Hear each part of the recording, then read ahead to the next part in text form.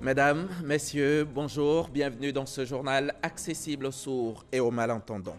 Il vous est désormais permis d'aller et venir dans la nuit sur le territoire ivoirien. Plus de couvre-feu à compter de ce vendredi à Abidjan et partout en Côte d'Ivoire. La décision a été prise hier lors d'une réunion extraordinaire du Conseil national de sécurité. Plus de couvre-feu nocturne, mais les gestes barrières restent en vigueur pour freiner le coronavirus. Parmi ces gestes barrières, un outil est recommandé, il est même exigé par les autorités. C'est le masque de protection dont le port est obligatoire en Côte d'Ivoire. L'État, qui est garant de la santé de ces populations, a décidé de leur offrir gratuitement cet équipement à travers les mairies des communes. La distribution a démarré. Hier, c'était l'étape d'Abidjan Sud. Leur mort n'est pas liée au coronavirus. 12 personnes sont décédées dans leur cellule dans la nuit du 11 au 12 mai au Burkina Faso alors qu'elles étaient en détention. Elles sont décédées par suffocation pendant la nuit selon une source sécuritaire. Les parents des victimes, eux, exigent des explications.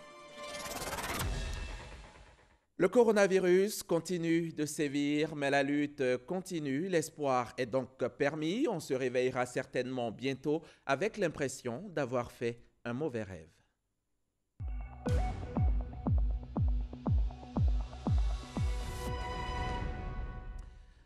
Après l'intérieur du pays, c'est la fin du couvre-feu dans le Grand Abidjan dès ce vendredi. Et la mesure a été levée hier lors du dernier Conseil national de sécurité. Une réunion présidée par le chef de l'État, le président Alassane Ouattara.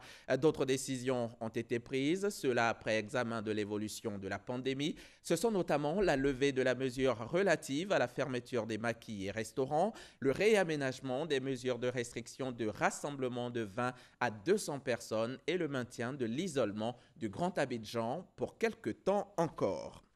Et si on se rendait à présent au palais de la présidence de la République pour écouter le communiqué final de ce dernier Conseil national de sécurité. Communiqué lu pour vous par le ministre secrétaire général de la présidence, Patrick Achi, c'est en 7 minutes 59 secondes.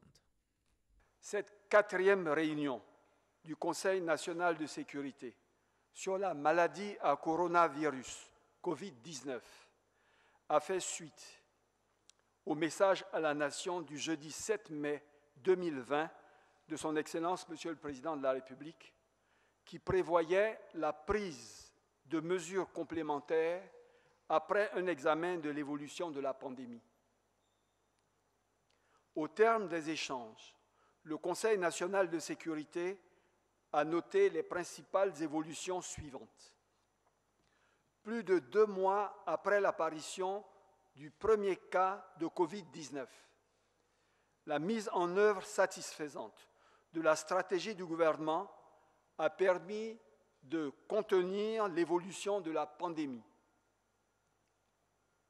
La létalité de la maladie, entre 1 et 1,5%, reste contenue, bien en dessous des prévisions initiales, malgré une légère augmentation du taux de contamination, notamment à Abidjan, qui enregistre la totalité des nouveaux cas depuis le 21 avril 2020.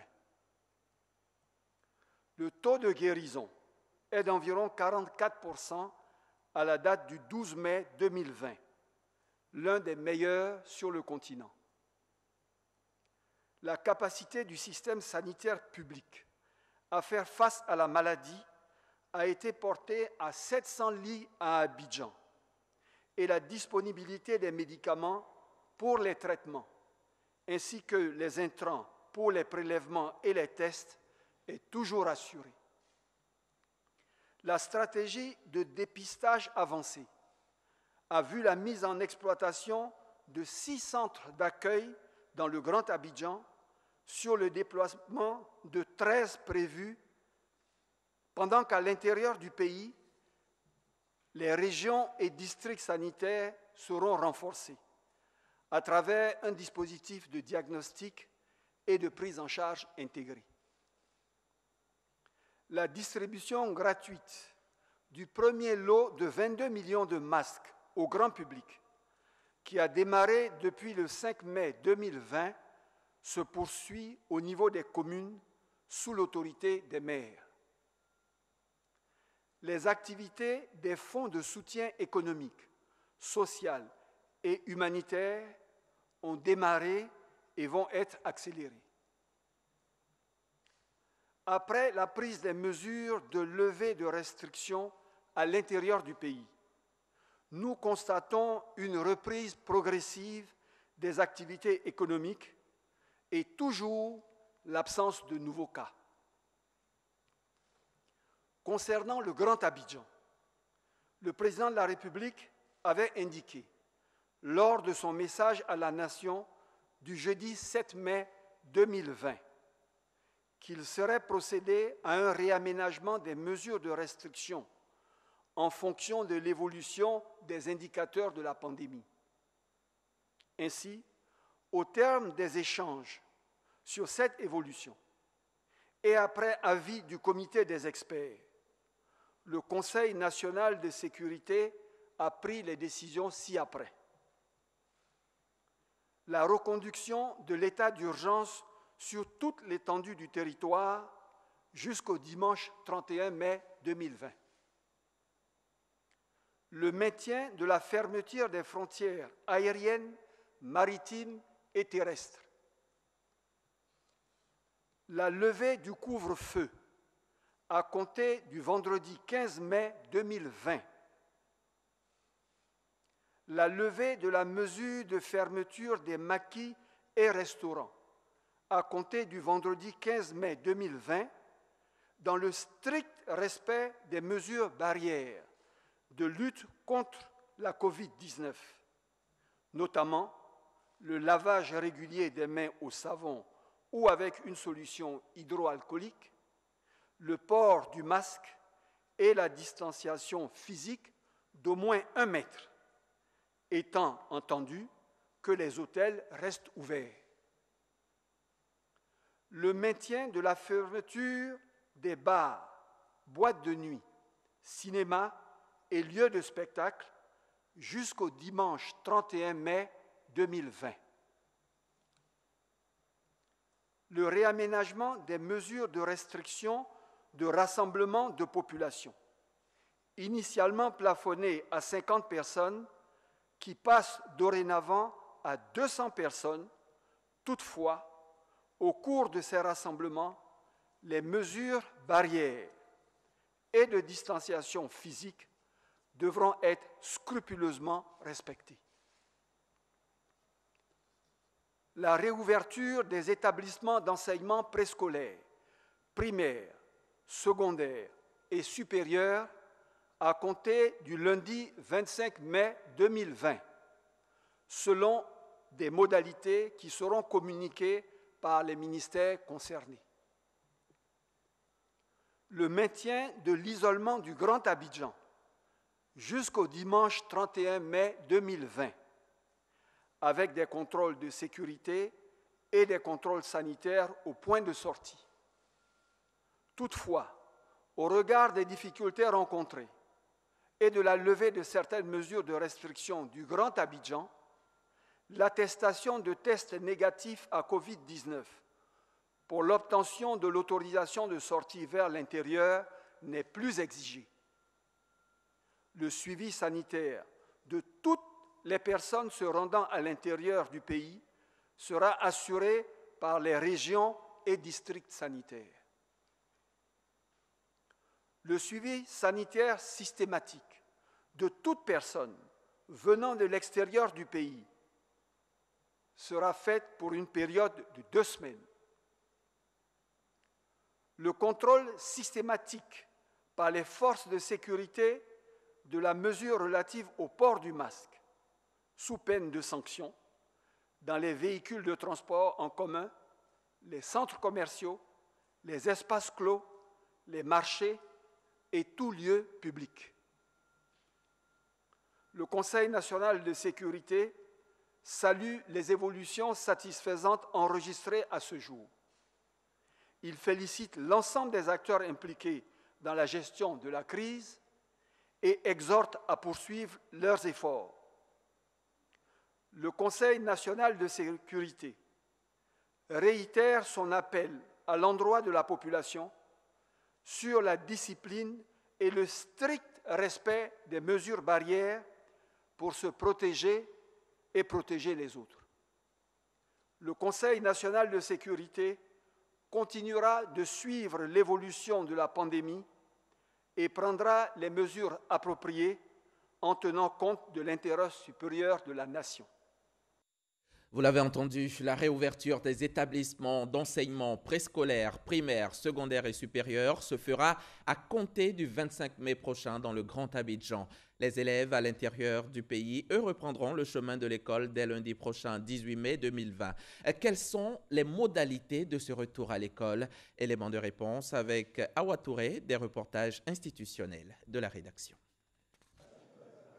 La 4e réunion du Conseil national de sécurité consacrée à la pandémie à coronavirus, présidée par le chef de l'État, le président de la République Alassane Ouattara, a autorisé la réouverture des établissements préscolaires, primaires, secondaires et supérieurs à compter du 25 mai 2020 dans le Grand Abidjan, soit une semaine après la décision de reprise des cours à l'intérieur du pays prévue pour le lundi 18 mai.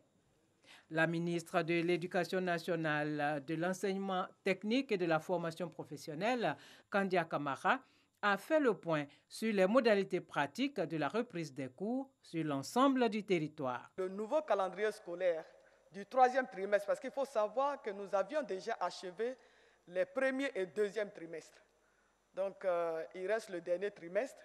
Et donc, pour ce dernier trimestre, nous aurons les cours du lundi 18 mai jusqu'au 14 août. Dans cette période, donc, il y aura les enseignements et les apprentissages, il y aura les compositions pour le primaire et les examens à grand tirage.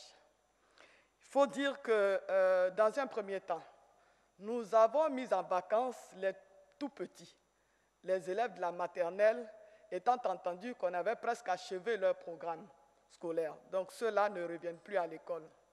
En ce qui concerne le primaire, nous allons procéder par rotation, un jour sur 2.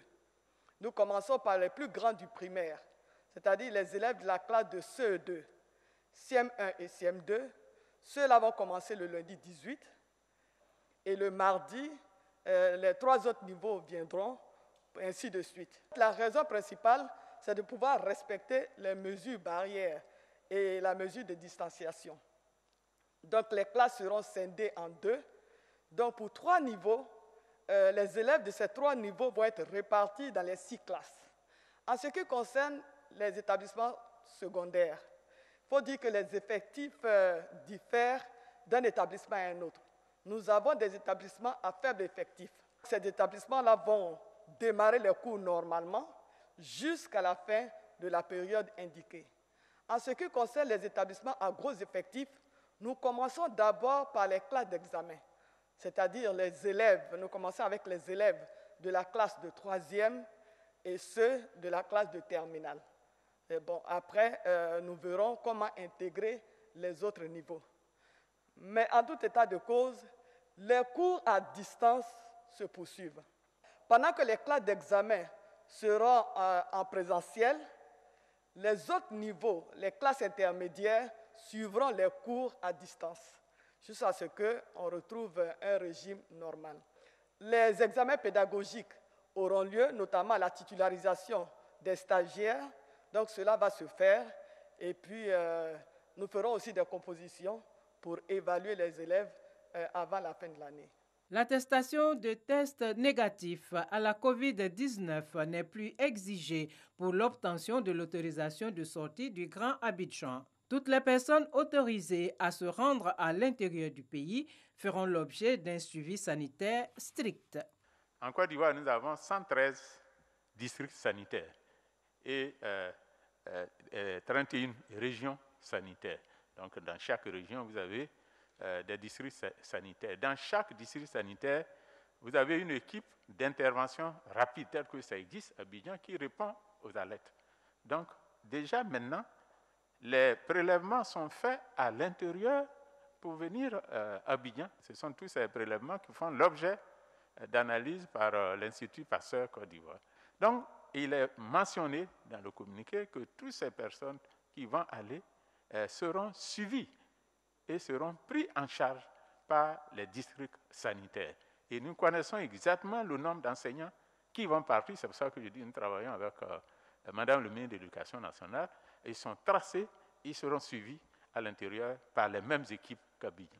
En plus, on va ouvrir des sites de diagnostic et de prise en charge dans des centres hospitaliers régionaux. La Côte d'Ivoire est une. La santé, ce n'est pas pour Abidjan seulement, c'est pour tout le territoire national. Nous organisons le départ des personnels et des élèves qui sont restés confinés à Abidjan. Nous avons créé un site à cet effet et je peux vous dire qu'à la date d'aujourd'hui, nous avons 14 750 personnes inscrites. Et ces personnes-là sont listées, donc nous avons leur nom, leur contact, leur drain, leur établissement. Donc, toutes ces informations sont mises à la disposition du ministère de la Santé pour que ces personnes, effectivement, soient suivies une fois là-bas. Mais en plus de cela, comme monsieur le ministre l'a dit, nous travaillons en étroite collaboration et toutes ces personnes seront dotées d'équipements de protection pour leur propre protection, mais aussi pour la protection des autres qui sont restés là-bas.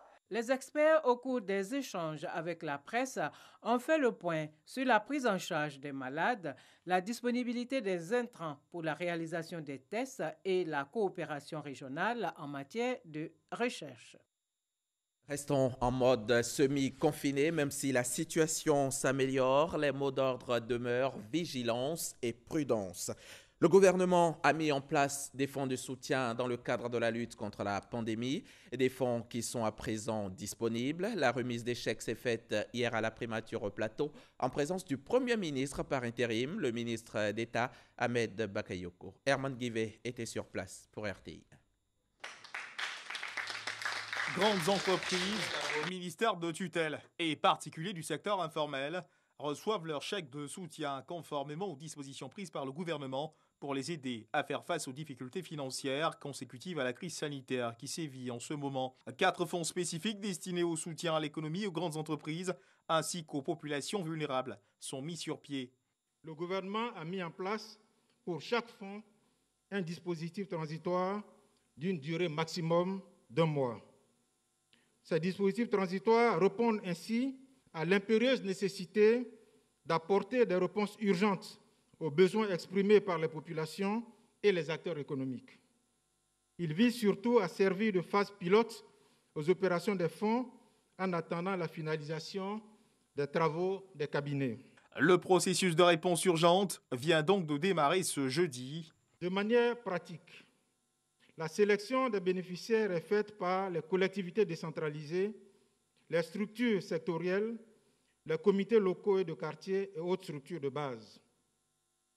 Au cours de cette phase transitoire, le Fonds de solidarité interviendra uniquement à travers les transferts monétaires directs dont le montant est de 25 000 francs CFA par mois et par ménage et 500 000 francs CFA par famille de personnes indigentes décédées du fait de la pandémie. Pour les institutions telles que les pouponnières et maisons d'accueil des enfants en situation de rue confinés, l'option d'intervention retenue est une allocation budgétaire sur la base du nombre de personnes prises en charge par l'institution. Les dispositifs transitoires des fonds feront l'objet de campagnes de communication afin de disséminer les différents critères, le processus de soumission ainsi que la documentation requise. Je voudrais inviter toute la population et les entreprises à ne pas hésiter à visiter les différents sites d'information sur les fonds en vue de soumettre leur dossier. Il s'agit, pour le premier site créé, du Fonds de soutien aux grandes entreprises. L'adresse www.fsge.gouv.ci. Pour les PME, www.fspme, agence CIPME, en un mot, .ci, collé. Le ministre d'État, ministre de la Défense, assurant l'intérim du Premier ministre Amadou Gon Coulibaly, se réjouit du démarrage de l'opérationnalisation des fonds de soutien. Le dispositif transitoire proposé répond aux attentes de son Excellence M. Alassane Ouattara, président de la République de Côte d'Ivoire, quant au démarrage rapide des soutiens. la mise à disposition très attendue des fonds de soutien est une étape importante. Le gouvernement veillera à ce que toutes les demandes reçues soient traitées avec diligence en vue de répondre aux attentes des acteurs socio-économiques frappés par la crise. En contrepartie de cet engagement, j'encourage les acteurs du secteur privé bénéficiaires du soutien à préserver les emplois et à œuvrer au maintien des outils de production.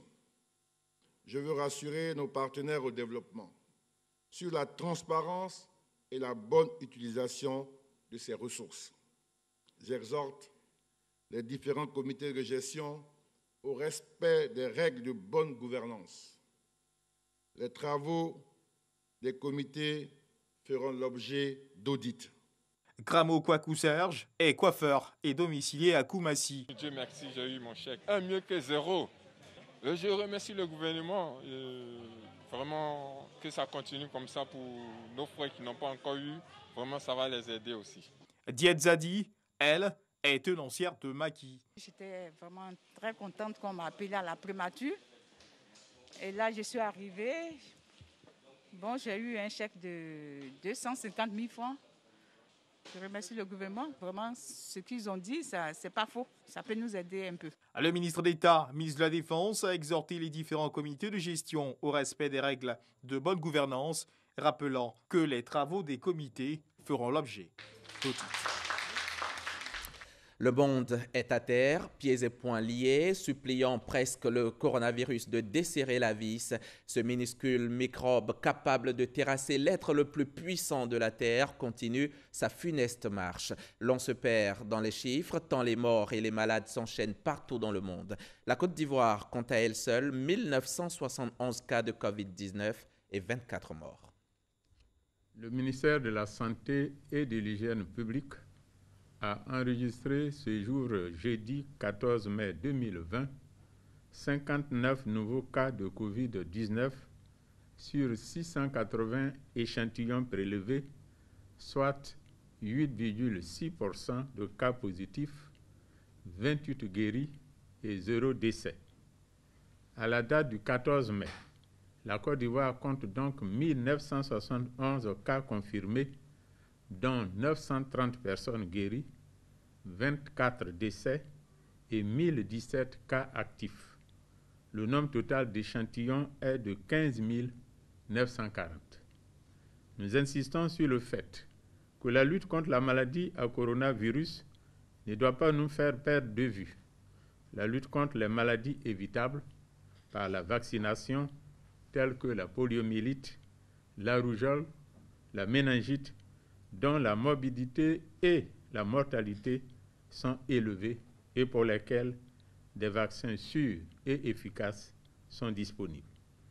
Je vous exhorte à continuer à faire vacciner les enfants de 0 à 11 mois, les filles de 9 ans et les femmes enceintes selon le calendrier vaccinal en vigueur.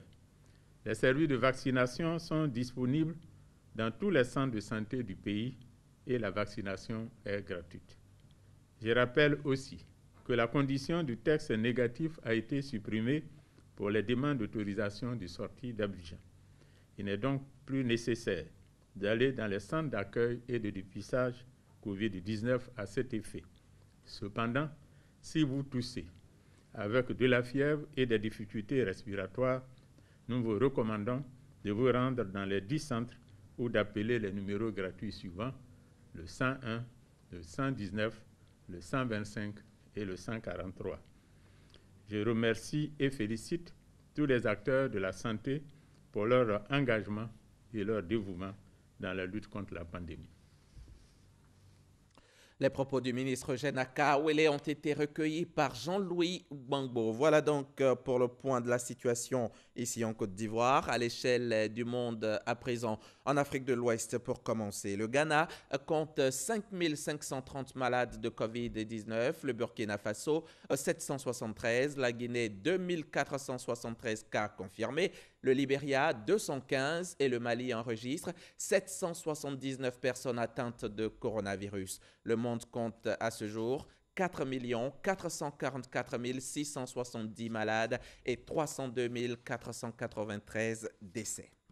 À présent, direction le plateau, la cité des affaires. C'est là qu'est logé le ministère de la Sécurité et de la Protection civile.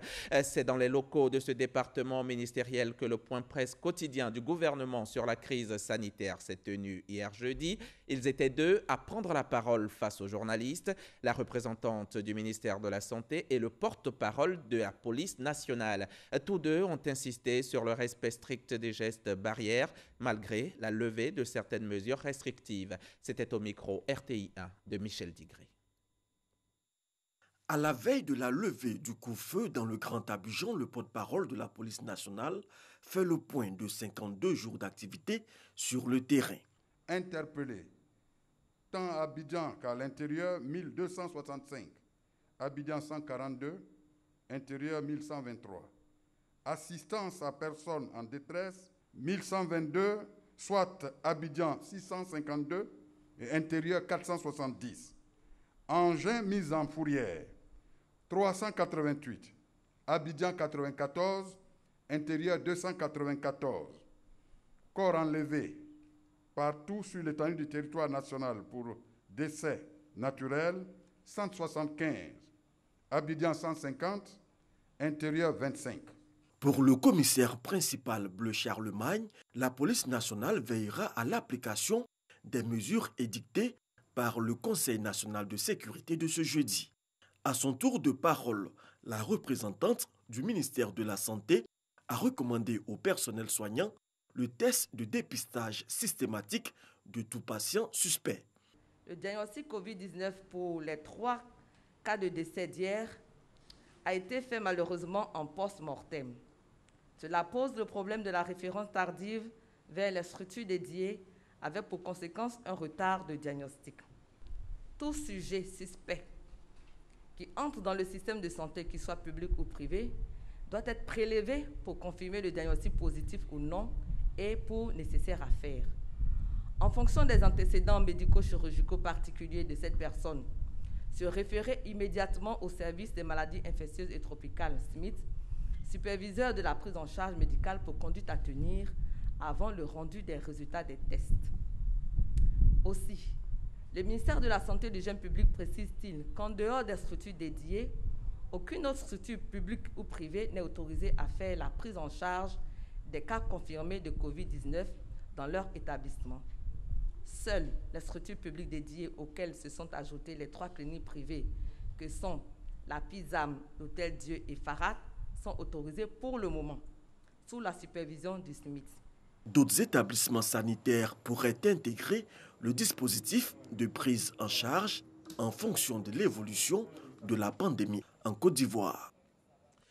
Cache-nez, bavette, masque de protection, on peut l'appeler comme on veut, pourvu qu'on le porte afin de se protéger et protéger les autres. Qu'il soit médical, alternatif ou fait maison, le port de cet équipement est obligatoire en Côte d'Ivoire et les populations doivent s'y accommoder pour faire face au coronavirus. L'État qui a décidé de l'offrir gratuitement aux populations en a confié la répartition à l'UVICOSI, l'Union des villes et communes de Côte d'Ivoire. Hier, l'instance était dans la zone sud d'Abidjan où elle a distribué environ 1 million de masques chirurgicaux. À quand un vaccin contre ce coronavirus? Dans un an et demi, bien malin, qui pourra le dire? Et pourtant, cet éventuel vaccin suscite déjà des troubles. Après les propos du directeur général de Sanofi laissant entendre que le vaccin serait en priorité réservé aux États-Unis, le président du conseil d'administration du géant pharmaceutique français assure qu'aucun pays ne sera privilégié.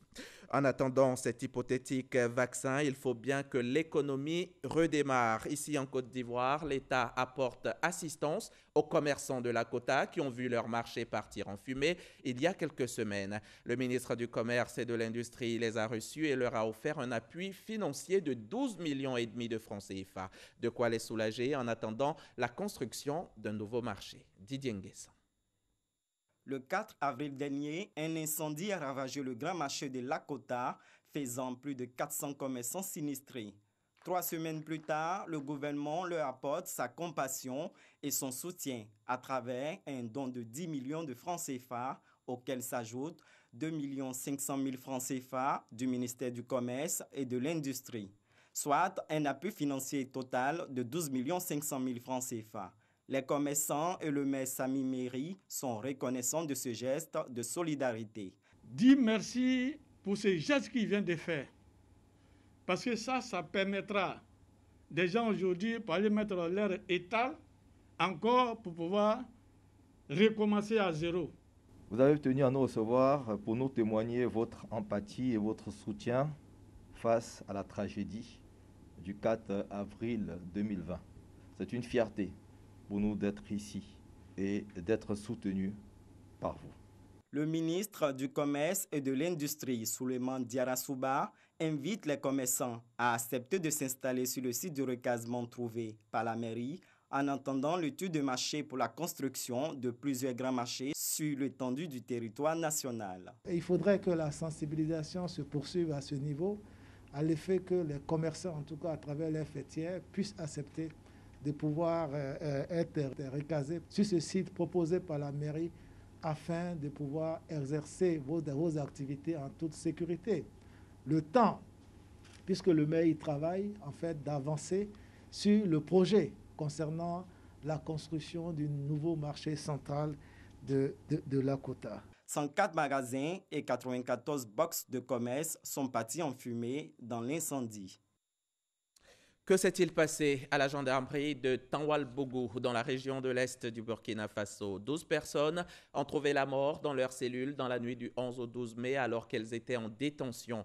Une enquête a été ouverte selon le procureur. Soupçonnées de terrorisme, elles étaient détenues dans les locaux du poste avancé de gendarmerie à une quarantaine de kilomètres de Fadangourma. Elles sont décédées par suffocation dans leur cellule pendant la nuit selon une source sécuritaire. Pour les parents des victimes, il y a des zones d'ombre sur les circonstances de la mort des détenus. Ils exigent des explications. On va se quitter, mais vous pourrez suivre tout à l'heure à partir de 16h sur RTI 1 en direct. L'émission « Ça fait l'actualité ». Le thème, c'est l'impact de la pandémie de Covid-19 sur l'environnement. Une émission de 26 minutes qui vous sera présentée par Flora Balogueil. C'est la fin de ce 13h. J'en profite pour remercier toute la rédaction de RTI 1, les journalistes, les reporters, chefs d'édition, réalisateurs, nos équipes en régie, grâce à qui nous offrons chaque jour des informations justes et vérifiées. On se lave les mains et on se retrouve demain, ici même, sur la chaîne Kiras.